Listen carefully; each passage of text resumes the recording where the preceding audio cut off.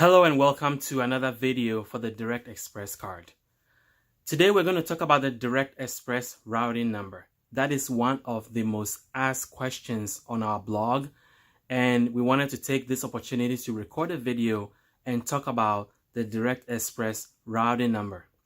So the reason why most people want the routing number to their Direct Express account is that they want to send money to the account. They want to wire money or ACH money or get a paycheck from, they're receiving some income or sort of income that they want to send to their Direct Express account. So they want the routing number to be able to provide that third party so that that person or bank or institution or employer can then send the money into the Direct Express account. Well, there's one problem. You are not allowed to add money to the Direct Express card. There's only two forms of money that can come into your card. The first one is the benefit you're receiving.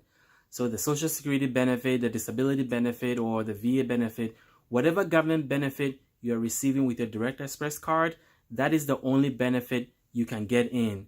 And then the other minor funds that you can receive in your account are refunds. So if you use your Direct Express card to buy something, and the business is giving you a refund, you return the item and you need a refund, and they can send it back to your Direct Express account because that is the card you used.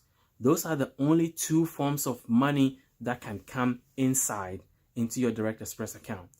You are not allowed to add any other funds to your Direct Express account.